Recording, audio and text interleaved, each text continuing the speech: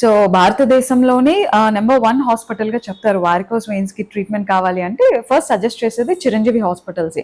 దానికి కారణం clots treatment కూడా అనుకోవచ్చా? చాలా అరుదుగా ఈ ట్రీట్మెంట్ కనిపిస్తుందని విన్నాను.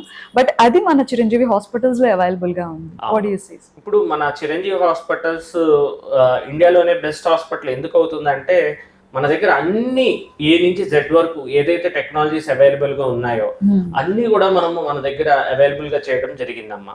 లైక్ మీరు అన్నట్టు క్లాక్స్ ట్రీట్మెంట్ కి చాలా అరుదుగా ట్రీట్మెంట్ ఉంటుంది. దానికి కూడా మనకి క్లాక్స్ కి ఒక ట్రీట్మెంట్ ఉంది.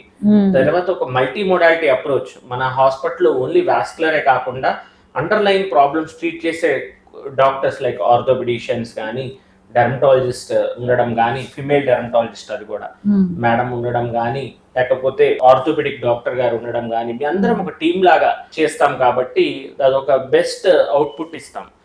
ఇది కాకుండా టెక్నాలజీ కూడా మన దగ్గర advanced technology like hybrid cath labs కానీ ఈ వెరికోస్ వెయిన్ సమస్యకి 8 వాట్ glue therapy, laser therapy, RFI therapy, MOCA అన్ని కూడా మనము చేయడం జరుగుతుంది.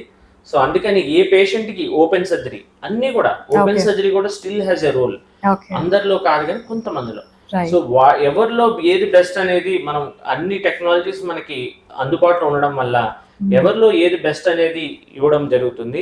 దట్టు నేను వాస్కులర్ సర్జన్ కాబట్టి ఓపెన్ ప్రొసీజర్ అవసరమైనప్పుడు కూడా దానికి కూడా ట్రీట్మెంట్ చేయడం జరుగుతుంది.